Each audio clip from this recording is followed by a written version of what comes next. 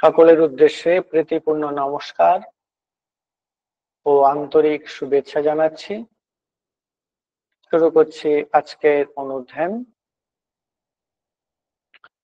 ব্রহ্মানন্দম শিবম শান্তম প্রেম রূপম নিরঞ্জনম যোগীশমদ্ভুতম নিত্যম অখণ্ডাদ্বৈত লক্ষণম বিজ্ঞানম ত্রিগুণাতীতম তুরীয়াভেদ সংগীতম সুবোধম শারদম চৈব বিবেকো শশীভূষণম সমন্বয় মহাচার্যম যোগ ধর্ম স্বরূপিণম সর্বদেব স্বরূপম শ্রী রামকৃষ্ণম নমাম্যহম।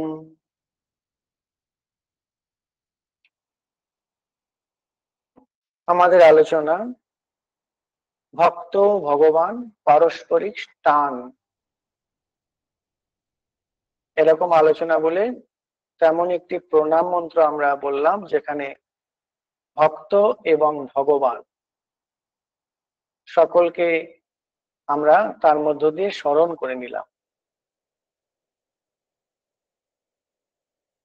ভগবান তিনি নিত্য স্বরূপে সর্বব্যাপী, আবার তিনি লীলাময় হরি হয়ে মর্তভূমিতে লীলা করতে আসেন।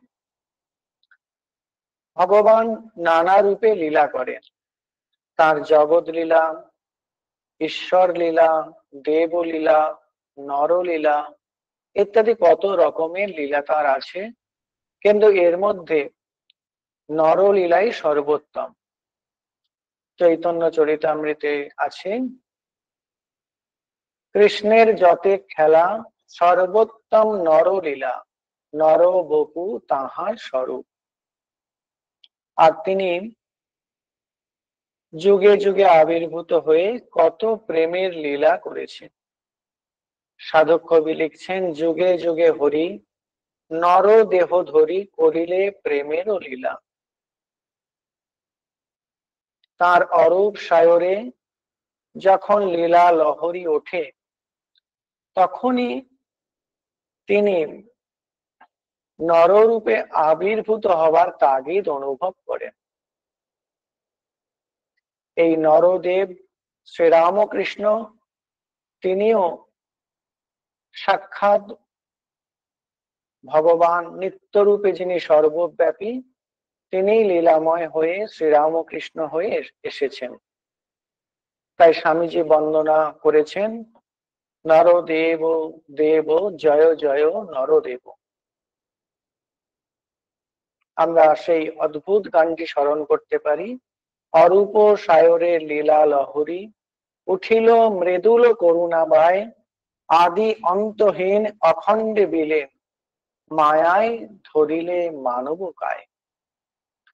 ভগবান তিনি যে নর লীলা করেন, তার উদ্দেশ্যটা কি? তার উদ্দেশ্য হচ্ছে প্রথমত ধর্ম গ্লানি অপনোদন করে ধর্ম স্থাপন,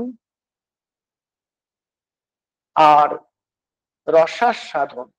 শ্রীমদ্ ভাগবতম আরো একটি কারণ বলছেন, অনুগ্রহ। তিনি এমন মনোহর লীলা করবেন যাতে আমরা তাকে কিছুতেই ভুলতে না পারি। অনুগ্রহায় ভূতানাম মানুষম দেহম আস্থিত ভজতে তাদৃশী ক্রীড়া ইয়া শ্রুত্বা তৎপর ভবে। বলছেন অনুগ্রহায় ভূতানাম, মানুষকে অনুগ্রহ করার জন্য তিনি আসছেন, মানুষের দেহ ধারণ করে, আর এমন অপূর্ব লীলা করবেন যা শুনে সহজেই আমরা তাতে মন দিতে পারব। এই যে ঈশ্বর তিনি অবতরণ করছেন, আসলে ভক্তদের, মানবকে উত্তরণ করতে সাহায্য করবেন বলে। শ্রীরামকৃষ্ণ অবতার এবং অবতার সঙ্গীদের প্রসঙ্গে বলেছেন যে কলমের দল বর্ষাকালে পুকুরে হয়, একটি ধরে টান দিলে সবটাই এসে পড়ে। এ যেন ঠিক সেই রকম অবতার আসছেন, তো অবতারের যে পরিকর তারাও তার সঙ্গে সঙ্গে আসছেন তার লীলা পুষ্টির জন্য। রাজা যেমন একা আসেন না, একা চলেন ফিরেন না, তার সঙ্গে পার্ষদরা থাকে, তেমনি অবতারের সঙ্গে তার পরিকররা থাকবেনই। প্রতি অবতারে এইরকম তিনি তার পরিকরদের নিয়েই আবির্ভূত হয়েছেন। তো তারা কেন আসেন না, প্রথমত লীলা পুষ্টির সহায়তার জন্য, তারপরে বার্তা বহনের জন্য, আর আদর্শ জীবনের ডেমনস্ট্রেশন দেওয়ার জন্য, এছাড়া লীলারস আস্বাদন করার জন্য, আর জীবন মুক্তিরূপ সুখের আস্বাদন গ্রহণের জন্য। ঠাকুর একটি কথা বলতেন, ভাগবত ভক্ত ভগবান তিনে এক, একে তিন। তার একটি দর্শন হয়েছিল। এই দর্শনটি কি না, ভগবান গোবিন্দের পাদপদ্ম থেকে একটি জ্যোতির রশ্মি এসে ভাগবতের পাতা স্পর্শ করলো এবং তারপর সেখান থেকে জ্যোতির রশ্মিটি ভাগবত পাঠকের হৃদয়ের সঙ্গে মিলিত হলো এবং একসঙ্গে তিনটি জিনিসের সঙ্গে ওই জ্যোতির রেখা তিনটি জিনিসকে যোগ করে রাখলো। এতেই শ্রীরামকৃষ্ণ উপলব্ধি করলেন ভাগবত ভক্ত ভগবান তিনে এক, একে তিন। চৈতন্য চরিতামৃতে আছে, এক ভাগবত হয় ভাগবত শাস্ত্র, আর ভাগবত ভক্ত ভক্তি রস পাত্র। ভাগবতে ভক্তি রসের কথা আছে, আবার ভক্তর হৃদয়েও ভক্তি রসের কথা আছে, তাই ভক্তও ভাগবত। ভক্তি রসের আশ্রয় ভক্ত নিজে। ভক্ত যদি না থাকতো, কে ভক্তি রসকে আশ্রয় করে থাকতো? ভাগবতের প্রথম থেকে নবম স্কন্ধ ভক্ত ভাগবতের কথা আছে, আর দশম থেকে দ্বাদশ স্কন্ধ ভগবান ভাগবতের কথা আছে। কিন্তু কথামৃতের সূচনা থেকে একেবারে শেষ পর্যন্ত ভক্ত ভগবান উভয়ের কথা আছে। এমনকি কথামৃতের প্রতিটি এপিসোডে ভক্ত ভগবান উভয়েই মুখোমুখি। কখনো তারা পরস্পর কথা বলছেন, কখনো তারা কীর্তনে মত্ত হয়ে গাইছেন আর নাচছেন, কখনো তারা আনন্দে মত্ত হয়ে আছেন। তো এই যে ভক্ত ভগবানের সম্পর্ক কেন এইরকম, না তারা পরস্পরকে এত ভালোবাসে, পরস্পর ছেড়ে থাকতে পারে না। ভক্তের জন্য ভাগবত শুভ সংবাদ এনেছে। ভাগবত বলছে ভগবান শুধু আসেন তাই নয়, ভগবান আমাদের ডাকেন, আর শুধু ডাকেন তাই নয়, তিনি আমাদের ভালোবাসেন। তিনি ভালোবাসেন বলে গোলক থেকে ভূলোকে নেমে এসেছেন, আর সর্বভূত মনোহরম বংশীধ্বনি করে ভক্তদের তিনি আহ্বান করছেন, গোপীদের আহ্বান করছেন। শ্রীরামকৃষ্ণ তার সাধন শেষে তিনি কুঠিবাড়ির ছাদ থেকে আহ্বান করতেন, ওরে তোরা কে কোথায় আছিস আয়। তিনি বলতেন, তখন তোরা আসলি বলে আমার মন কেমন হতো, আমি মনে হতো ডাক ছেড়ে কাঁদি, কিন্তু নিজেকে সামলে সামলে রাখতাম। কিন্তু যখন সন্ধ্যা আরতির ঘন্টা মন্দিরে মন্দিরে বেজে উঠত, তখন নিজেকে আর সামলাতে পারতাম না। কুঠিবাড়ির ছাদে উঠে ডাক দিতাম, ওরে তোরা কে কোথায় আছিস আয়, তোদের জন্য আমি আর থাকতে পারছি না তোদেরকে না দেখে। এখন এই যে আহ্বান ভগবান শ্রীকৃষ্ণের বংশীধ্বনি, সেও একটি চিরন্তন আহ্বান, আর শ্রীরামকৃষ্ণের আহ্বান এটিও চিরন্তন আহ্বান।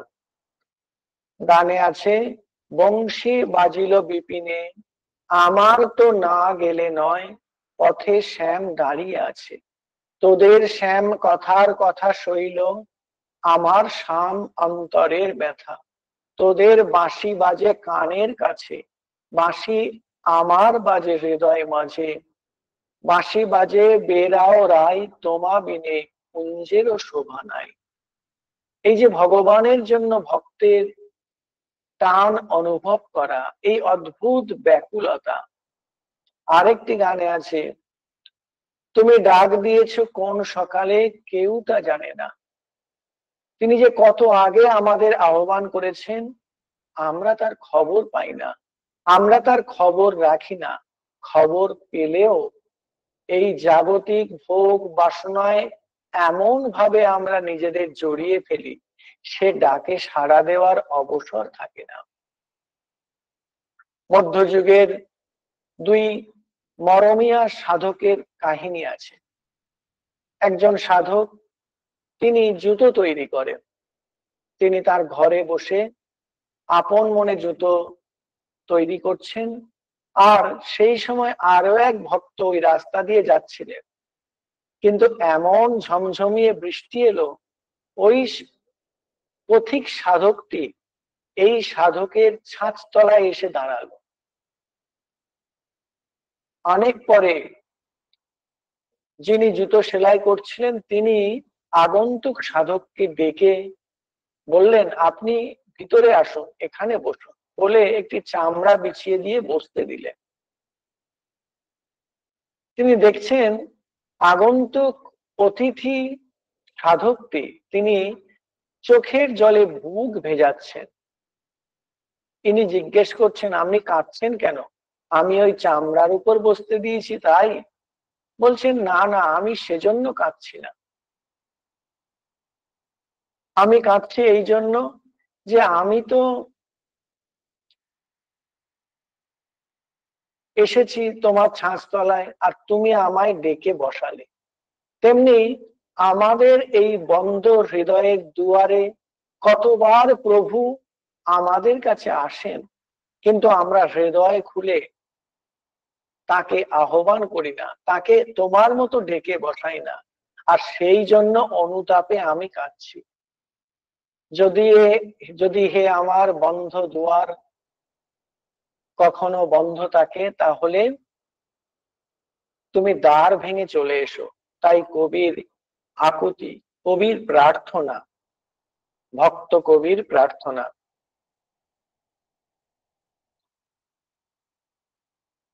শ্রীরামকৃষ্ণের নানা স্তব স্তুতিতে তার ভক্ত বাৎসল্যময় রূপটি প্রকাশিত হয়েছে। যেমন ধ্যান মন্ত্রে আছে, প্রণয় গলিত চিত্তম জীব দুঃখা অসহিষ্ণু।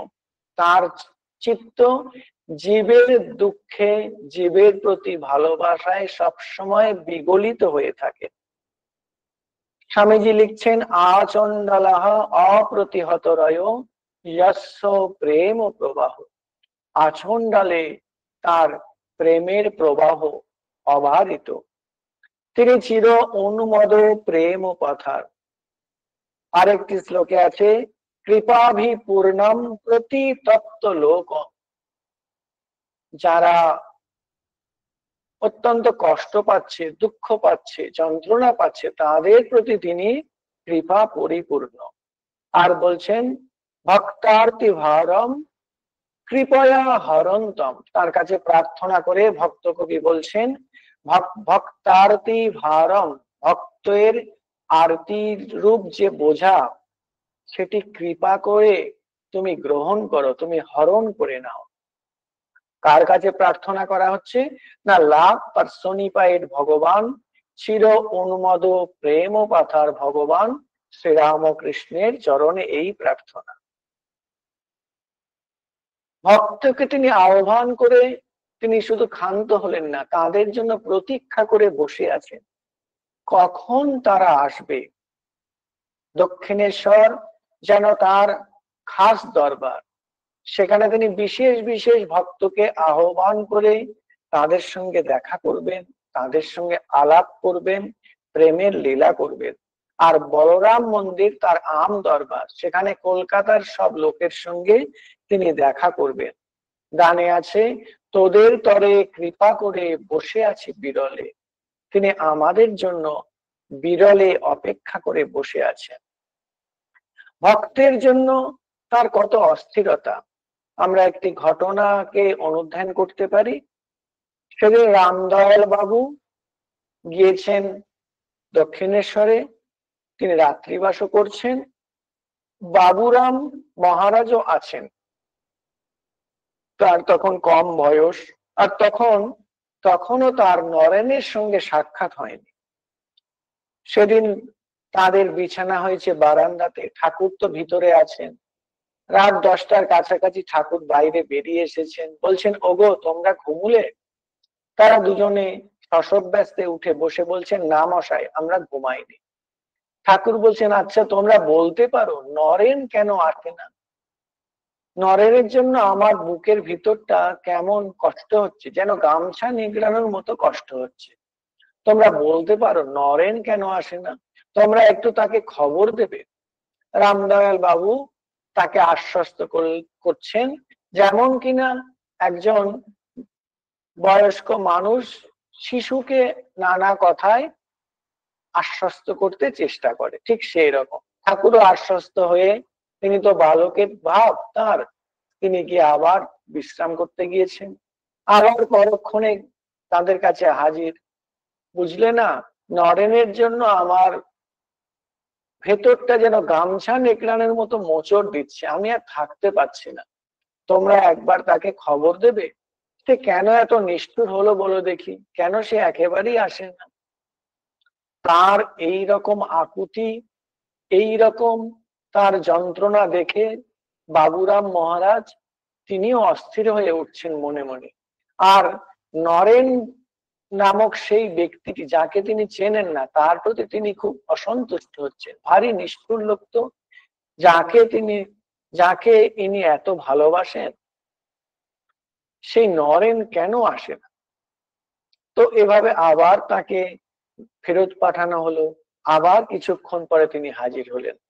এই হচ্ছে ভগবানের ভক্তের জন্য গামছা নেকড়ানো ভালোবাসা। যদি ভক্ত না থাকতো তাহলে ভগবান কাকেই বা ভালোবাসতেন, আর ভক্ত কাকে ভালোবাসতেন? তিনি ভক্তদের বেশি দিন অনুপস্থিত দেখলে কাউকে না কাউকে পাঠিয়ে খবর নিতেন, বলে পাঠাতেন যে তাকে একবার আসতে বল। তিনি এরকম করে তাদের জন্য অস্থির হয়ে উঠতেন। ভগবানের জন্য ভক্তেরও তেমনি ব্যাকুলতা হয়। আমরা বংশী বাজিল বিপিনে আমার তো না গেলে নয়, এই গানে সেই ব্যাকুল ভক্তর হৃদয়ের প্রেমের টানের কথা আমরা দেখেছি। তো ভক্ত ভগবানের জন্য অস্থির হয়ে ওঠেন, কখন তার কাছে যাবে। ঠাকুরের শিষ্য তারাও ঠাকুরের কাছে আসার জন্য অস্থির হয়ে উঠত। একজন বলছে যে আমি বাড়িতে গেলাম, কিন্তু আপনাকে দেখার জন্য বুক আমার কেমন করে উঠলো। আরো একজন বলছেন যে মা বাবাকে দেখতে গিয়েছিলাম, কিন্তু সেখানে যাওয়ার পর আমার একটা কেমন অবস্থা হলো, আমি দৌড়ে আপনার কাছে চলে এলাম। এই আকর্ষণ। একজন বিখ্যাত সাধক তিনি লিখছেন যে love is life A fisherman hook. এই ভালোবাসা যেন বড়শির মতো। একবার যদি বড়শি টোপ শুদ্ধ বড়শি কোনো মাছ গিলে ফেলে, সেই মাছ না চাইলেও তাকে ডাঙায় উঠতে হয়। ঠিক তেমনি একবার যদি আমরা ভগবত প্রেমে বদ্ধ হয়ে পড়ি, বাধা পড়ে যাই, তাহলে আমরা তার কাছে দৌড়ে যেতে বাধ্য হব। আমরা ব্যাকুল আমাদের হতেই হবে। আমরা নরেনের জীবনে দেখেছি, নরেন একবার ছুটছে ছুটছে ছুটছে ছুটতে ছুটতে গায়ে খড় লেগে আছে, খড়ের গাদার পাশ দিয়ে হয়তো দৌড়াচ্ছিল। তারপরে চটি একটা এধারে একটা ওধারে পড়ে রইল। নরেন দৌড়ে গিয়ে ঠাকুরের কাছে পৌঁছে হাঁপ ছেড়ে বাঁচল। এই হচ্ছে ভগবানের জন্য ভক্তের টান অনুভব করা। টান তো অনুভব হবেই। এমন যে মাধুর্যময় ভগবান, তাকে না দেখলে কে আর স্থির থাকতে পারে। অদ্ভুত তার মাধুর্য। গানে আছে, এবার মাধুর্য ঘন মূরতি, জিত কামিনী কাঞ্চন। আমরা দেখেছি যে শ্রীকৃষ্ণ লীলায় ঐশ্বর্য আর মাধুর্যের সম্মিলন হয়েছে। সেখানে ঐশ্বর্য যদিও মাধুর্য কবলিত, মাধুর্যই বেশি প্রভাব বিস্তার করেছে, ঐশ্বর্য সেখানে নিষ্প্রভ হয়ে গেছে। কিন্তু শ্রীরামকৃষ্ণ তিনি ঐশ্বর্যহীন ভাবে এসেছেন, তিনি মাধুর্যময় প্রতিমা হয়ে এসেছেন। বল্লভাচার্য তিনি একটি স্তোত্র লিখেছিলেন, তার নামটি হলো মধুরাষ্টকম। সেখানে আছে মধুরাধিপতের অখিলম মধুরম, যিনি মধুর অধিপতি, তার সবকিছুই মধুময়। তো শ্রীরামকৃষ্ণের ছিল পঞ্চ মাধুর্য, তার ছিল রূপ মাধুর্য, লীলা মাধুর্য, প্রেম মাধুর্য, কথা মাধুর্য আর সঙ্গীত মাধুর্য। গানে আছে মরি মরি রূপ হেরি নয়ন ফিরাতে নারী। তো তার রূপ এত অপূর্ব, কিছুতেই চোখ ফেরানো যায় না, অনেকটা চৈতন্য মহাপ্রভুর রূপের মতো। সেখানে একটি বৈষ্ণব পদে আছে, চম্পক সোন কুসুম কনকাচল। মানে চম্পক, সোন ফুল আর কনকাচলের মতো তার গায়ের রং। শ্রীরামকৃষ্ণের গায়ের রং ঠিক সেরকম ছিল, এত অপূর্ব দেখতে। পাড়ার মেয়েরা বারবার তাদের বাড়িতে চলে আসতেন, বলতেন কি করব, ও গদাইকে না দেখে তো আমরা থাকতে পারি না। আর ছিল তার অদ্ভুত লীলা মাধুর্য। আমরা যারা তার তাঁতিনী সাজার কাহিনীটি জানি, সেটি আমাদেরকে সেই লীলা মাধুর্যের দিকে আকর্ষণ করে। আর তার সেই নানা রকম অভিনয় করে, একেবারে অবিকল অভিনয় করে দেখানো, সেইটি যখন আমরা অনুস্মরণ করি, তখন আমরা মুগ্ধ না হয়ে পারি না। আর তার প্রেম মাধুর্যের কথা তো আমরা বললাম, অদ্ভুত গামছা নিকড়ানো প্রেম। গানে আছে প্রেমিক লোকের স্বভাব স্বতন্ত্র। তো তার স্বভাবটা আলাদা, তার আত্মপর ভেদ থাকে না। আর শ্রীরামকৃষ্ণ তিনি তো ভালোবাসার মূর্ত বিগ্রহ, তার কি করে আত্মপর ভেদ থাকবে। তার কথা মাধুর্যময়, তাই তার কথা সংকলনের নাম হচ্ছে কথামৃত। সত্যি তার কথা অমৃতের মতো। আর সঙ্গীত মাধুর্য, শ্রীমা বলতেন যে তার গান শুনে আমাদের কান খারাপ হয়ে গিয়েছে, আর কারো গান ভালো লাগে না। তো এই ছিল তার অদ্ভুত সঙ্গীত মাধুর্য। এখন আমরা দেখব যে ভগবানের অনেক রকমের ভক্ত আছে। ভগবদ গীতায় ভগবান 4 রকম ভক্তের কথা বলেছেন, আর্ত, অর্থার্থী, জিজ্ঞাসু আর জ্ঞানী।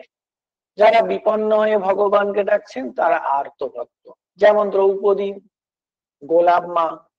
যারা অর্থের জন্য তাকে ডাকছে, অর্থ বা ঐশ্বর্যের জন্য তাকে ডাকছে, যেমন ধ্রুব, তারপরে মথুর, তারপরে উপেন মুখুজ্জে ঠাকুরের ভক্ত। এরা অর্থের জন্য ভগবানকে ডেকেছিল। জিজ্ঞাসু ভক্ত বিদুর, নাগ মহাশয়, এরা হচ্ছেন জিজ্ঞাসু ভক্ত।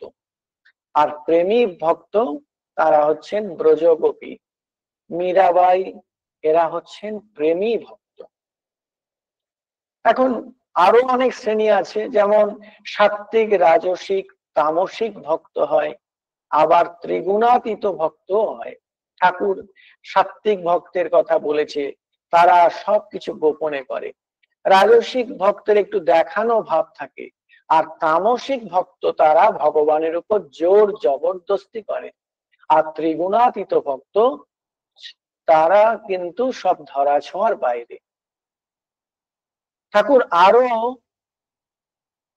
3 রকম ভক্তের কথা বলেছেন, যেমন সাধারণী, সামঞ্জস্য আর সমর্থা।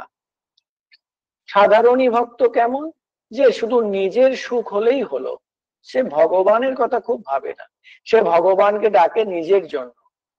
আর সামঞ্জস্য এইরকম ভক্ত যারা, তারা নিজেরটাও ভাবে আবার ভগবানের কথাও ভাবে, যে আমি কি করে খুশি হব, আমার প্রভু কি করে খুশি হবে। আর সমর্থা ভক্ত সে কিন্তু নিজের কথা ভাবে না, সে ভাবে যে ভগবানের কি করে সুখ হবে, এইরকম তার ভাবনা। আর শ্রীমদ্ ভাগবতমে 3 রকম ভক্তের কথা আছে। অধম ভক্ত যারা শুধু প্রতিমা পুজো করে, মধ্যম ভক্ত তারা ভগবানকে ভালোবাসে এবং মানুষদেরও মর্যাদা দেয়, আর উত্তম ভক্ত কারা? না, যারা সর্বভূতে ভগবানকে দেখে আর কি করে, সমস্ত কিছু ত্যাগ করে শুধু ভগবানের পুজো করে। শাস্ত্রে আছে সর্ব দেবান পরিত্যজ্য নিত্যম ভগবদাশ্রয় রতঃ তদীয় সেবায়াম স ভাগবত উচ্যতে। যিনি সব দেবতাদের পরিত্যাগ করে শুধু ভগবানকে আশ্রয় করে থাকেন, তার সেবা নিয়েই থাকেন, তাকেই ভাগবত বলা হয়। আমরা সাধারণ মানুষ কি করি না, আমরা হয়তো ছোটখাটো বাসনা পূরণের জন্য এই দেবতা ওই দেবতা পুজো করে থাকি, সব রকম দেবতারই পুজো করি, কেননা ছোট ছোট অনেক চাওয়া পাওয়া আমাদের আছে। কিন্তু যারা প্রকৃত ভক্ত তারা শুধু ভগবানকেই চায় আর ভগবানকেই পুজো করে। এই হচ্ছে ভক্তের শ্রেণী বিভাগ। আর ভক্তরা তারা নানা ভাব আশ্রয় করে, নানা রকম পদ্ধতি অবলম্বন করে ভগবানের কাছে পৌঁছতে চায়। ভাগবতে আছে নববিধা ভক্তি। এই ভক্তি অনুশীলনের মধ্য দিয়ে ভক্তের মধ্যে ভগবানের প্রতি তীব্র টান অনুভব যখন হবে, তখন তারা লক্ষ্যে পৌঁছে গিয়েছে। এই যে চেষ্টা করে নানা রকম উপায় অবলম্বন করা, একে বলে সাধন ভক্তি। আর যখন ভক্ত একেবারে উর্জিতা ভক্তি, প্রেমা ভক্তি বা অহেতুকী ভক্তি লাভ করে বসেছে, তখন সেইটি হচ্ছে সাধ্য ভক্তি। এখন এই যে নববিধা ভক্তি, শ্রবণম কীর্তনম বিষ্ণু, শ্রবণম কীর্তনম বিষ্ণু অর্চনম পাদ সেব, এরকম যে শ্লোকটি আছে, শ্রবণ কীর্তন অর্চন বন্দন পাদ সেবন সক্ষম আর আত্মনিবেদনম, এই যে 9টি হচ্ছে নববিধা ভক্তি। পরীক্ষিত রাজা আর অন্য ভক্তবৃন্দ শ্রীমদ্ ভাগবতমের গল্পে আছে, তিনি শ্রবণ ভক্তির মাধ্যমে ভগবানের প্রতি সাযুজ্য লাভ করেছিল। সুগ্রীব তিনি কীর্তন করছেন, প্রভু কথা বলছেন, তিনি কীর্তনের মধ্য দিয়ে ভগবানের আত্মনিবেদন করেছেন। মাস্টারমশাইও ঠিক তাই, তিনি যে আসছে তাকে রামকৃষ্ণ কথা বলছেন। আর অর্চনা, পৃথু মহারাজ আছে ভাগবতে আর আমাদের শশী মহারাজ, এরা নিষ্ঠার সঙ্গে পুজো করে অর্চনা করে ভগবানে ভক্তি লাভ করেছিল। বন্দন কে করেছিল না, অক্রূর। অক্রূর তপ স্তুতির মধ্য দিয়ে ভগবানকে পেয়েছিল। আর পেয়েছিলেন অভেদানন্দ, যে আমরা দেখি যে তিনিও অনেক স্তব স্তুতি রচনা করেছিলেন। পাদ সেবনম, এই যে পাদ পদ্মের সেবা, আমরা বলতে পারি লক্ষ্মী দেবী আর আমাদের শ্রী শ্রী মা মাস্টার মশাই, এরা হচ্ছেন পাদ সেবন ভক্তি অনুশীলন করেছেন। অর্জুন সখ্য ভক্তি অনুশীলন করেছেন আর আত্মনিবেদনের ভক্তি অনুশীলন করেছেন স্বামীজি, গিরিশ, এরা সব। আর এই দাস্য ভক্তি হনুমানের, আর স্মরণ ভক্তি নারদের। নারদ সবসময় নারায়ণ নারায়ণ বলে সব সময় তিনি হরিকে স্মরণ করছেন। আর এই সাধনা করতে গিয়ে ভক্তরা তারা কি করছেন না কোনো ভাব আশ্রয় করছেন, রিলেশনকে আশ্রয় করছেন। আমরা যখন কারোর সঙ্গে কোনো নতুন ভালোবাসার সম্পর্ক গড়তে চাই, প্রথমে তার সঙ্গে একটা রিলেশন তৈরি করি। এই যে রিলেশন, কারোর সঙ্গে হয়তো বন্ধুত্বের সম্পর্ক, কারোর সঙ্গে হয়তো অন্যরকম সম্পর্ক, এখানেও এই পঞ্চবিধ ভাব সাধনায় শান্ত, দাস্য, সখ্য, বাৎসল্য, মধুর, এইরকম নানা রিলেশন করে ভক্ত ভগবানের দিকে এগিয়ে যাচ্ছে। কেননা ভক্তের কাছে ভগবানই সর্বস্ব। গানে আছে, নাথ তুমি সর্বস্ব আমার, প্রাণাধার সারাসার, নাহি তোমা বিনে কেহ ত্রিভুবনে, বলিবার আপনার। তুমি সুখ শান্তি সহায় সম্বল, সম্পদ ঐশ্বর্য জ্ঞান বুদ্ধি বল, তুমি বাসগৃহ আরামের স্থল, আত্মীয় বন্ধু পরিবার। ভগবান শ্রীরামকৃষ্ণ সারদানন্দজি মহারাজকে বলেছিলেন যে এর যে কোনো একটি ভাবকে আশ্রয় করে সাধন করলে মুক্ত হওয়া যায়। তো এইরকম একটি ভাব আশ্রয় করে তার সঙ্গে রিলেশন তৈরি করা। আরেকটি বিখ্যাত মন্ত্রে আছে, আমরা সেটা সবাই জানি, তমেব মাতা চ পিতা তমেব, তমেব বন্ধুশ্চ সখা তমেব, তমেব বিদ্যা দ্রবিণম তমেব, তমেব সর্বম মম দেব দেব। তো তার প্রতি যে কোনো একটা রিলেশন পাঠানো বা তাকে সর্বস্ব জ্ঞান করা, এভাবেই আমরা তার প্রতি নিজেকে নিবেদন করতে পারবো। খুব সুন্দর একটি প্রার্থনা আছে, প্রহ্লাদ ভক্ত, শিশু ভক্ত প্রহ্লাদ, তিনি বলছেন, ইয়া প্রীতি অবিবেকানাম বিষয়েষু অনপায়িনী, তম অনুস্মরত সামে হৃদয়াৎ মা অপসর্বত। বলছেন যে যেমন অবিবেকী মানুষ, যারা এই জগৎটাকে আসল বলে ধরে নিয়েছে, সেই বিষয়ী মানুষ, তারা যেমন বিষয়ের প্রতি টান অনুভব করে, তেমনি তোমার প্রতি আমার টান যেন কখনো নষ্ট হয়ে না যায়। আরো একটি শ্লোক আছে, সেটি এরকম, বিচিন্তানি বিচে আনি বিচার জানি পুনঃ পুনঃ, কৃপণস্য ধনানিব তন্নামানি ভবন্তু মে। বলছেন যে যেমন কৃপণ কৃপণ ধনী যেমন কি করে, যে সব সময় টাকা পয়সা গুনছে, হিসাব করছে, চিন্তা করছে কি করা যায়, কোথায় রাখা যায়, কেমন করে টাকাটা বাড়ানো যায়, এই যে সারাক্ষণ তার চিন্তা।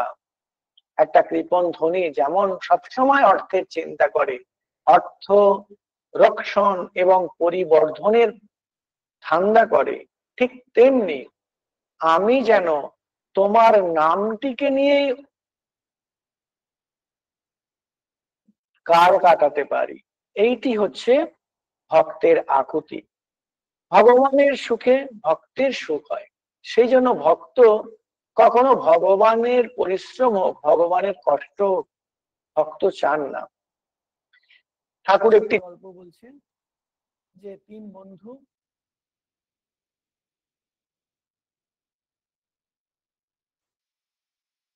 ঠাকুর একটি গল্প বলছেন, তিন বন্ধু তারা বনের পথ দিয়ে যাচ্ছিল, তারা সবাই ভক্ত। তো একজন বলছে যে আমরা বাঘের সামনে পড়েছে, বলছে আমরা গেলুম। তার ভগবানের উপর বিশ্বাস ঠিক ছিল না। আর আরো একজন, তারা বলছে ভগবান তো আছেন, এসো আমরা তাকে ডাকি। কিন্তু আরো একজন যিনি প্রকৃত ভক্ত, তিনি বলছেন যে এসো আমরা গাছে উঠে পড়ি, ভগবানকে আর কষ্ট দিয়ে কি হবে। এই যে ভগবানকে কষ্ট না দেওয়ার মনোভাব, এইটি হচ্ছে প্রকৃত ভক্ত। আর তিনি চান সবসময় ভগবান যেন সুখে থাকে। তো ঠাকুরের একটি গল্প আছে, বলছেন একজন ভক্ত পাগলের মতো থাকে, তার পোশাক পরিচ্ছদ চালচলনের কোনো বাহুল্য নেই, তো তার কোমরে একটি তরবারি ঝুলছে আর মাঠের শুকনো ঘাস তুলে তুলে খাচ্ছে। এখন ভগবান আর তার ভক্ত নারদ দুজনে ওই পথ দিয়ে যাচ্ছিলেন। নারদের মনে তো একটু অহংকার, তাই অহংকার চূর্ণ করার জন্য ভগবান এই ব্যবস্থাটি করেছে। তো নারদ দেখছেন যে একটি লোক কোমরে তলোয়ার অথচ ঘাস খাচ্ছে। ভগবানকে বললেন, প্রভু ব্যাপার কি বলুন তো, কোমরে যার তলোয়ার সে ঘাস খাবে কেন? ভগবান বলছেন, তুমি ওকেই জিজ্ঞেস করো না কেন। তো নারদ গিয়ে জিজ্ঞেস করছেন, কি ব্যাপার ভাই, তোমার কোমরে তলোয়ার আর তুমি ঘাস খাচ্ছ, সামঞ্জস্য হলো না। বলছেন, আসলে আমি তিনজনকে কাটবো। বলছেন, কাকে কাকে কাটবে আর কেন কাটবে? বলছে, আমি প্রথম কাটবো দ্রৌপদীকে, কেননা দ্রৌপদী কিনা আমার ঠাকুরকে এঁটো খাওয়ায়, এত বড় আস্পর্ধা। বলছেন, আর কাকে কাটবেন? বলছেন, আর কাটবো আমার অর্জুনকে। অর্জুন আমার ঠাকুরকে নিয়ে সারথি বানায়, তার একটুও প্রভুর প্রতি সমীহ ভক্তি শ্রদ্ধা নেই। বলছেন, আর কাকে কাটবেন? বলছে, আর কাটবো নারদকে। বেটার দিন নেই রাত নেই, সব সময় ভগবানকে বিরক্ত করছে, সব সময় ভগবানের নাম স্মরণ করছে, আর ভগবান তার জন্য অস্থির হচ্ছে। এই কথা শুনে নারদের ভক্তির অহংকার চূর্ণ হলো। সে ভাবলো যে ভক্ত কত না ভগবানকে ভালোবাসে। তো এইরকম ভক্ত চান না ভগবানের কোনো বিষয়ে অসুবিধা হোক, ভগবানের কোনো কষ্ট হোক, এটি ভক্ত চায় না। ওই জন্য চৈতন্য চরিতামৃতে আছে যে আত্মেন্দ্রিয় প্রীতি ইচ্ছা তারে কহি কাম। যখন আমরা নিজের ইন্দ্রিয় প্রীতির জন্য কাজ করি, তো চৈতন্য চরিতামৃতকার বলছেন এটা হচ্ছে কাম। আত্মেন্দ্রিয় প্রীতি ইচ্ছা তারে কহি কাম, কৃষ্ণেন্দ্রিয় প্রীতি ইচ্ছা ধরে প্রেম নাম। তো আমাদের ভক্তদের উচিত ভগবানের প্রীতির জন্য সবকিছু করা। আমরা সেই বিখ্যাত গল্পটির কথা মনে করতে পারি। সেদিন বৈকুণ্ঠ চতুর্দশী, নারদ গিয়েছেন দ্বারকাতে, ভগবানের সঙ্গে তার দেখা হয়েছে। দেখছেন ভগবান তিনি বসে আছেন আর কপালে হাত দিয়ে, দেখে মনে হচ্ছে একটু অস্বস্তিতে ভুগছে। বলছেন, প্রভু কি হলো আপনার? বলছেন, আমার বড় মাথা ধরেছে। নারদ ভক্ত মানুষ, তিনি খুব চঞ্চল হয়ে উঠলেন, কি করা যায় কি করা যায়। প্রভু বললেন যে দেখো, যদি কোনো ভক্তের পায়ের ধুলো আমার মাথায় লাগাতে পারো তাহলে এটি ঠিক হয়ে যাবে। এখন নারদ তো নিজে ভক্ত, নারদের একবারও মনে হলো না তার পায়ের ধুলো নিয়ে প্রভু কপালে লাগিয়ে, হয়তোবা তার পাপের ভয় ছিল। যাই হোক, নারদ অন্দরমহলে গেলেন, শ্রীকৃষ্ণের রানীদের বললেন, কিন্তু তারা সভয়ে সবাই পিছিয়ে গেল, কেউ রাজি হলো না। নারদ এসে ভগবানকে বললেন যে কোনো উপায় তো দেখছি না, পায়ের ধুলো খুব দুষ্কর। ভগবান বললেন, দেখো না, একটু পায়ে পায়ে হেঁটে যাও, বৃন্দাবনে গেলে নিশ্চয়ই সেখানকার গোপীরা তারা তো আমার খুব ভালোবাসে, তো তারা নিশ্চয়ই পায়ের ধুলে দেবে। নারদ যখন বৃন্দাবনে গেল, তারা সবাই ঘিরে ধরলো, ভগবানের কুশল প্রশ্ন জিজ্ঞেস করলো। ভগবান যখন বললেন যে, নারদ যখন বললেন যে ভগবানের মাথা ধরেছে, তারা তো আটকে উঠলেন, তাই নাকি, ভগবানের মাথা ধরেছে আর আপনি ঘুরে ঘুরে বেড়াচ্ছেন। বলছেন, আরে আমি তো সেই জন্য এলাম, তো ভক্তের পায়ের ধুলো চাই, তাই লাগালে তার মাথা ব্যথা সারে। সমস্ত গোপীরা তারা তাদের পায়ের ধুলো নারদকে দিল। নারদ নিয়ে এসে ভগবানকে সেই পায়ের ধুলো অর্পণ করল। এখন এই হচ্ছে প্রকৃত ভক্ত, যারা নিজের কথা ভাবে না, নিজের পাপ পুণ্যের সুখ দুঃখের বিচার করে না, শুধু কিসে ভগবান ভালো হন সেইটি যাদের চেষ্টা। দীনেশচন্দ্র সেন তিনি তো লোকসাহিত্য নিয়ে গবেষণা করতেন।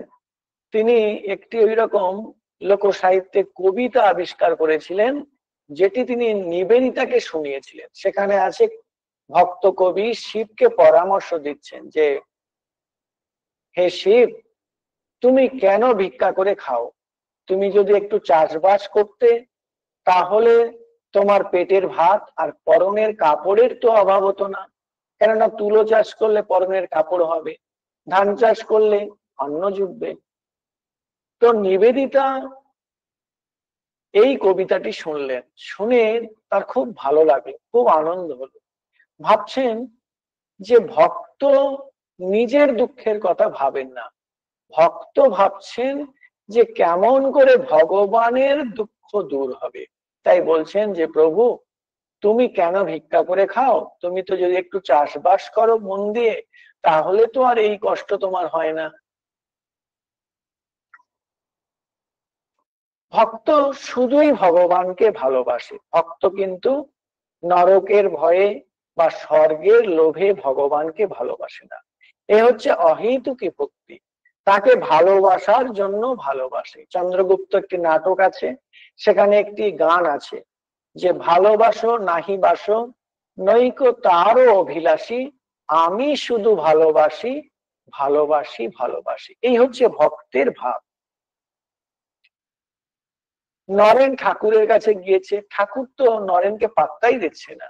শেষে বলছে, আমি তোর সঙ্গে কথা বলি না, কিছুই করি না, তুই আসিস কেন? বলছেন, আমি কি তোমার কথা শুনতে আসি? তো ওরকম কথা আমার ঢের জানা আছে, আমি তোমায় ভালোবাসি বলে তোমায় কাছে আসি।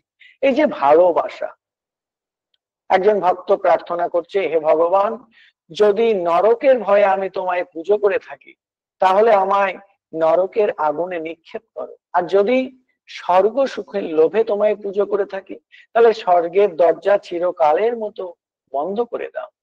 আর যদি আমি তোমার জন্য তোমায় পুজো করে থাকি, তাহলে প্রভু আমাকে কখনো তুমি ভুলো না। এই রকম যে ভগবানের প্রতি ভালোবাসা।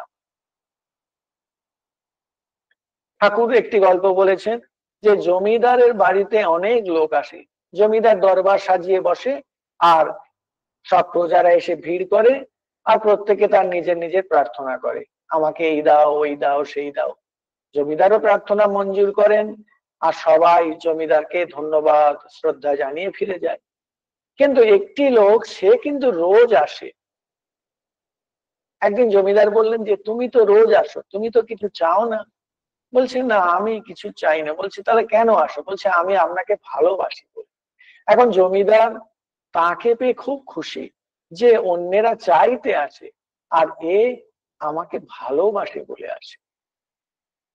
রামকৃষ্ণ তিনি নরেন যে যখন বলল আমি তোমাকে ভালোবাসি বলে আসি, তখন তিনি বলছেন, ভাবছেন যে অন্য ভক্তরা স্বার্থ পূরণের জন্য আসে, কিন্তু নরেন আমায় ভালোবাসে বলে আসে।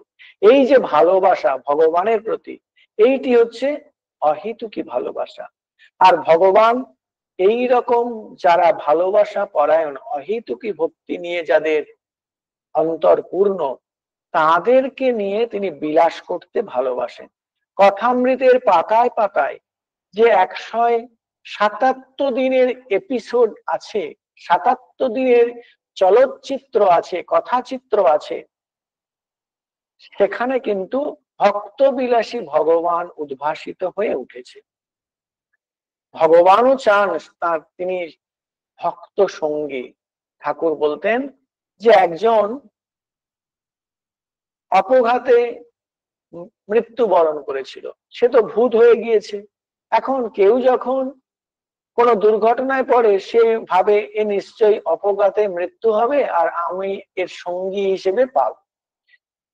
কেউ হয়তো গাছ থেকে পড়ে গিয়েছে, ভূত সেখানে গিয়ে হাজির, কিন্তু আবার বেঁচে উঠেছে। ঠাকুর বলছেন, আমারও তাই দশা। আমি ভাবি এ হয়তো ভক্ত হবে, কিন্তু ভক্ত না হয়ে সে সংসারের সেবা করতে থাকে। ঠাকুর ভক্ত বিলাসী, ভক্তদের রাজা হতে তিনি চাইতেন, এই ছিল তার বাসনা। আর তিনি তার জন্য মায়ের কাছে কাতর হয়ে প্রার্থনা করতেন। ভক্ত আর ভগবান তারা পরস্পরের জন্য তীব্র টান অনুভব করেন, আর এই টান যেন জন্মাও জন্মান্তরের টান, যেন একজন আর একজনকে না পেলে বাঁচে না। ঠাকুর বলছেন যে কখনো ভক্ত চুম্বক ভগবান সূচ, কখনো ভগবান চুম্বক ভক্ত সূচন, কখনো ভক্ত পদ্ম ভগবান অলি, কখনো ভগবান পদ্ম ভক্ত অলি হয়ে মধু প্রাণ করে। তো এই হচ্ছে ভক্ত ভগবানের টানাটানি। ভক্ত চান ভগবানকে জাপটে ধরতে, আর ভগবান লীলা করার জন্য হাত ছাড়িয়ে বেরিয়ে যেতে চান। এরকম একটি ঘটনা আছে। অন্ধ ভক্ত বিল্বমঙ্গল, তিনি ভগবানকে ধরে ফেলেছেন, আর ভগবান হাত ছাড়িয়ে জোর করে পালিয়েছেন। তো তিনি অভিমান করে লিখছেন, হস্তম উৎক্ষিপ্ত যতোসি বলাৎ কৃষ্ণ কিম অদ্ভুতম হৃদয়াৎ জ্যোতি নির্যাসী পৌরুষম পৌরুষম গণয়ামিতে। বলছেন যে হে প্রভু, তুমি আমার হাত ছাড়িয়ে চলে যেতে পারলে, এ আর কি পৌরুষ? তুমি যদি আমার হৃদয় ছেড়ে চলে যেতে পারো, তখন বুঝবো যে তুমি তোমার কত বড় পৌরুষ। এটা বড় অভিমানের কথা, বড় দুঃখের কথা যে তাকে পেয়েও তিনি হারিয়েছেন। ভগবান ইচ্ছে করে ভক্তের কাছ থেকে দূরে সরে গিয়েছেন। কেন? না, যাতে ভক্ত ভগবানের প্রতি আরো তীব্র টান অনুভব করে। প্রেমে যত বাধা পড়ে, তত প্রেম সমুদ্র উথাল পাথাল হয়ে যায়। আর ভক্ত ছাড়ার পাত্র নয়। ভক্ত যেন ভগবানের সঙ্গে যুদ্ধের আহ্বান করেন ভগবানকে। গানে আছে, আয় মা সাধন সমরে দেখি মা হারে কি পুত্র হারে। ভগবানের উপর ভক্ত অনেক জোর করে। ভক্তের জন্য, লীলার জন্য ভগবান নেমে এসেছেন, আর ভক্ত ভগবানকে খুঁজে বেড়াচ্ছেন যে কেমন করে তার লীলার সঙ্গী হবে। ঠাকুর নরেনের জন্য অস্থির হচ্ছে, নরেন আবার ঠাকুরের জন্য অস্থির হচ্ছে। একটু সময়ও তাদের যুগের মতো ব্যবধান বোধ হচ্ছে, একটু সময়ও তো দেখতে পাচ্ছেন না। যুগায়িতম নিমেষেন চক্ষুষা প্রাবৃষায়িতম শূন্যায়িতম জগৎ সর্বম গোবিন্দ বিরহে। বলছেন চৈতন্যদেব তার শিক্ষাষ্টকমে, বলছেন যে আমি এক নিমেষ যখন পড়ছে, চোখের পাতা পড়ছে, তখন তো আর তাকে দেখছি না, ওইটুকুতেই মনে হচ্ছে যেন এক যুগ পার হয়ে গেল। আর বলছেন শূন্যায়িতম জগৎ সর্বম, গোটা জগৎটা শূন্য বলে বোধ হচ্ছে। কেন? না, আমি তো গোবিন্দকে দেখতে পাচ্ছি না। তাকে না দেখলে জগৎ কি শূন্য বলে বোধ হবে না? এইরকম যে ভক্ত ভগবানকে না দেখলে শূন্য বোধ করে জগৎটাতে, সেই ভক্তের সঙ্গে ভগবানের আটপৌরে সম্পর্ক। আমরা ভগবানকে অত্যন্ত আপন করে নিজের করে নিয়ে সেবা করব। কবিতায় আছে, দেবতারে প্রিয় করি প্রিয়েরে দেবতা। এইটি রামকৃষ্ণ পরিমণ্ডলের একটি ভাব। আমরা দেবতাকে ঘরের ছেলের মতো করে দেখবো, একদম নিজের সন্তানের মতো। যেন চন্দ্রামণি দেবী যেমন হাঁসে চড়া ঠাকুর দেখে বলছেন, ওরে বাপ, হাঁসে চড়া ঠাকুর, রোদ্দুরে পুড়ে মুখখানি লাল হয়ে গেছে, ঘরে আমানি পান্তা আছে, খেয়ে শান্ত হয়ে যা। এই যে দেবতাকে প্রিয় করে তোলা, আর প্রিয়জনকেও দেবতার মতো করে তোলা, ভক্তের জীবন এভাবে হয়ে ওঠে ভাগবত জীবন। যখন ভক্ত ভগবানের সঙ্গে এই নিকট সম্পর্কের ডোরে বাঁধা পড়ে, ভক্তের জীবন of the God, for the God আর বাই দা গড। ভাগবত জীবন, ভগবত কেন্দ্রিক জীবন হচ্ছে ভক্তের জীবন। ভক্তের কাছেই ভগবান নিজেকে প্রকাশিত করেন। আমরা দেখেছি যে ঠাকুর মথুর বাবুকে কালী আর শিব রূপে দর্শন দিচ্ছে। ব্রাহ্মণীকে রামচন্দ্র রূপে দর্শন দিচ্ছেন, নিস্তারিণী দেবীকে কৃষ্ণ রূপে দর্শন দিচ্ছেন, অতুল ঘোষকে রাধা কৃষ্ণের অর্ধনারীশ্বর রূপে দর্শন দিচ্ছে, গোপালের মাকে গোপাল রূপে দর্শন দিচ্ছে। অথচ তিনি নিজেকে লুকিয়ে রাখতে ভালোবাসেন। নাহং প্রকাশ সর্বস্ব যোগ মায়া সমাবৃতা, তিনি সবার কাছে প্রকাশিত হন না, যোগ মায়া দিয়ে নিজেকে ঢেকে রাখেন। আবার তিনি ভক্তের কাছে নিজেকে প্রকাশিত করেন। ভক্তদের তিনি কত ভালোবাসেন, ভক্তদের কত সম্মান করেন, কত মান্যতা দান করেন। একটি সুন্দর পৌরাণিক শ্লোকে আছে, এ যে ভক্ত জানা পার্থ নামে ভক্তাশ্চ তে জানাহা মদ ভক্তা নাঞ্জ এ ভক্তা তে মে ভক্ত তমা মতাহা। এই শ্লোকটি আদি পুরাণে আছে। এখানে বলা হচ্ছে যারা আমার ভক্ত তারা কিন্তু আমার ভক্ত নয়, কিন্তু যারা আমার ভক্তের ভক্ত তারা আমার সত্যিকারের ভক্ত। তো আমাদেরকে ভগবানের ভক্তের ভক্ত হতে হবে। ভগবান ভক্তদের কাছে বাধা পড়ে থাকেন। ভাগবতে ভগবান বলছেন, অহং ভক্ত পরাধীন অস্বতন্ত্র হি, আমি স্বাধীন নই, আমি ভক্তের অধীন। সাধুবিগ্রস্ত হৃদয় ভক্তি ভক্ত জনপ্রিয়, সাধুরাই আমার হৃদয়কে কিনে নিয়েছে, ভক্তরাই আমার খুব প্রিয়। এই হচ্ছে ভগবানের ভাব। একবার লাটু মহারাজ কোন ভক্তকে একটু বকাঝকা করেছে, নিশ্চয়ই ভক্ত বেয়াদবি করেছিল কিছু, লাটু মহারাজ তো আর বকার লোক নন। কিন্তু ঠাকুরের কানে গেল সেই কথা। ঠাকুর তিনি লাটুকে ডেকে বললেন যে ওরা আসে এখানে একটু সংসার জ্বালা থেকে শান্তি পেতে, আর তুই যদি বকাঝকা করিস তোরা, তাহলে ওরা যায় কোথা বল দেখি। তুই এক কাজ কর, যা ওই ভক্তের কাছে গিয়ে ক্ষমা চেয়ে আয়। লাটু মহারাজ কি আর করে, লাটু মহারাজ গিয়েছেন ক্ষমা চাইতে, ক্ষমা চেয়ে তিনি ফিরে এসেছেন। ঠাকুর বলছেন, এখানকার প্রণাম দিয়ে এসেছিস? এখানকার প্রণাম মানে তার নিজের প্রণাম, ভক্তদের তিনি এতটাই মান্য দিচ্ছেন। লাটু মহারাজ বললেন, কই না তো। ঠাকুর আবার পাঠালেন, যা যা এখানকার প্রণামটা জানিয়ে আয়। এই রকম তিনি ভক্তদের মান্যতা দান করতেন। আর ভক্তের প্রতি শ্রীরামকৃষ্ণের গভীর ভালোবাসা। তিনি বলছেন, রামলালার উপর যা যা হতো তাই পূর্ণ ইত্যাদিকে দেখে হচ্ছে। রামলালাকে নাওয়াতাম, খাওয়াতাম, শোয়াতাম, সঙ্গে সঙ্গে নিয়ে বেড়াতাম, রামলালার জন্য বসে বসে কাঁদতাম, ঠিক এই সব ছেলেদের নিয়ে তাই হয়েছে। তিনি ভক্তদের রামলালার মতো ভালোবাসছেন। ঠাকুরের ভক্তরা, ঠাকুর তখন অন্তর্ধান করেছেন, এরা সব বরানগর মঠে আছে, তারা পরস্পর ঝগড়া করত। এ বলতো আমায় ঠাকুর বেশি ভালোবাসতেন, তো ও বলতো আমায় ঠাকুর বেশি ভালোবাসতেন।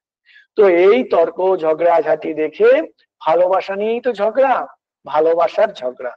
লাটু মহারাজ বলছেন, আরে তিনি কিছু রেখে যাননি, অর্থাৎ অর্থ সম্পদ, তাই তোরা এত ঝগড়া করছিস। তিনি যদি কিছু রেখে যেতেন তাহলে কি তোরা লাঠালাঠি করতিস?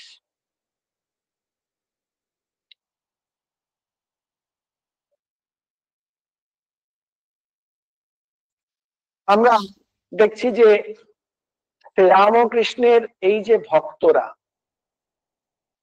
তাদের মধ্যে কেউ কেউ অন্তরঙ্গ ভক্ত, আবার কেউ কেউ বহিরঙ্গ ভক্ত। আমরা লীলা প্রসঙ্গে ঠাকুরের অনেক ভক্তের কথা প্রায় প্রায় 16 জন সন্ন্যাসী শিষ্য, 20 জন গৃহী শিষ্য, আর 5 জন নারী শিষ্যের তালিকা আমরা সেখানে দেখি, আর সেই মতো জীবনীগুলো সেখানে আছে। এদের মধ্যে কেউ কেউ ঈশ্বরকোটি, কেউ অন্তরঙ্গ, কেউ বহিরঙ্গ, কেউ বা রসোদ্ধার, কেউ বা বার্তাবহ। কিন্তু ঠাকুর সকলকে কি অপূর্ব প্রেম ডোরে বেঁধে রেখেছিলেন। সে নরেন্দ্রের মতো ত্যাগী ভক্ত হোক, মাস্টারের মতো গৃহী ভক্ত হোক, কিংবা গোপালের মার মতো স্ত্রী ভক্ত, সকলকে তিনি একটা ভালোবাসার বন্ধনে বেঁধে রেখেছিলেন। আর সেই জন্য তিনি তাদের অন্তিমে, কত জনের অন্তিমে ঠাকুর দর্শন দিয়েছেন। হয়তো শেষ সময় তাদের রসিক ভক্ত, নাগ মহাশয়, দানাকালী, এদের শেষ সময় ঠাকুর দর্শন দিয়েছে। অনেকে জীবিত থাকাকালীন ঠাকুরকে সামনাসামনি দর্শন করেছে, অনেকে স্থূল দেহ ত্যাগের পরেও তাকে দর্শন করেছে। শ্রীমা তো বহুবার তাকে দর্শন করেছে, বলছেন আমি আর গিয়েছি কোথায়, এ ঘর থেকে ও ঘরে এসেছি, তাকে বালা খুলতে নিষেধ করছেন। এরকম কত দর্শন শ্রীমা করেছেন। ঠাকুর সবসময় ভক্তদের ভালোবাসতেন, তাই ভক্তদের কাছাকাছি থাকতেন, তাদের দর্শন দিতেও ভালোবাসতেন। এই ভক্তের যে ভগবান শ্রীরামকৃষ্ণ, তিনি তার কল্পতরু হওয়ার দিনে ভক্তদের অহেতুকী কৃপা করলেন। খুব সুন্দর একটি পদ আছে চৈতন্য দেব বিষয়ে, সেখানে বলা হচ্ছে অভিনব হেম কল্পতরু সঞ্চরু সুরধ্বনি তীরে উজর চঞ্চর চরণ কমল তলে শঙ্করু ভকত ভ্রমর গণ ঘোর অবিরত প্রেম রতন ফল বিতরণে অখিল মনোরথ। এক অভিনব কল্পতরু, তিনি সুরধ্বনি তীর উজ্জ্বল করে চঞ্চল চরণ মেলে যেন ঘুরে বেড়াচ্ছে আর সকলকে বিতরণ করছে, প্রেম বিতরণ করছে, যার যা চায় অখিল মনোরথ পূরণ, সকলের মনের ইচ্ছা পূরণ করছে। ভগবান শ্রীরামকৃষ্ণ তো তাই করেছিলেন। সেদিন তার কাছে যে যা চেয়েছিল সে তাই পেয়েছে। অন্তত 30-32 জন ভক্তকে সেদিন তিনি কৃপা করেছেন। শারদানন্দজি এই ঘটনাকে বলেছিলেন আত্মপ্রকাশ পূর্বক অভয় দান। এটাই তো ভক্তের সবচেয়ে বড় পাওনা। ভগবানকে ভগবান বলে চেনা, তার চেয়ে বড় কিছু কি হয়? আমরা আস্বাদন করি অনেক কিছু, কিন্তু জেনে শুনে আস্বাদন, তার একটা আলাদা মাহাত্ম্য। তো রামচন্দ্র দত্ত এরা বলেছিলেন ঠাকুরের কল্পতরু হওয়া। আর ঠাকুরের শিষ্যরা, সন্ন্যাসী শিষ্যরা, তারা তাদের ভাবনা ঠাকুর কি একদিনের কল্পতরু, তিনি তো প্রতিদিনের কল্পতরু। এরকম অনেক চিত্র কথামৃতের পাতায় আছে। ঠাকুর কল্পতরুর মতো যে যা চাইছে তাকে তাই দিচ্ছে। সুতরাং তিনি কি একদিনের কল্পতরু? কিন্তু তিনি তো প্রতিদিনের কল্পতরু। যিনি ভগবানকে ভালোবাসেন, ভগবান যিনি ভক্তদের ভালোবাসেন, তিনি ভক্তদের সব সময় তাদের মনের ইচ্ছা পূর্ণ করতে চান। তিনি তো ভক্ত বাঞ্ছা কল্পতরু, কিন্তু তার সবচেয়ে বড় যেটা দেওয়া, ভালোবাসার সবচেয়ে বড় প্রকাশ, সে হচ্ছে আত্মপ্রকাশ পূর্বক অভয় দান। যে দেখো আমি কে, আর তোমরা ভয় পেও না। ঠাকুর বলতেন আমি কর্মনাথা, আমি ফরাসডাঙ্গা। কর্মনাথা কেন? না, তাকে জানলে আমাদের এই সমস্ত কর্মের নাশ হয়, আর কর্মের বন্ধনে আমরা বাঁধা থাকি না। আর তিনি ফরাসডাঙ্গা কেন? না, আগেকার দিনে ব্রিটিশ আমলে পুলিশের চোখে ধুলো দিতে অনেকে এই ফরাসডাঙ্গা চন্দননগরে হাজির হতো।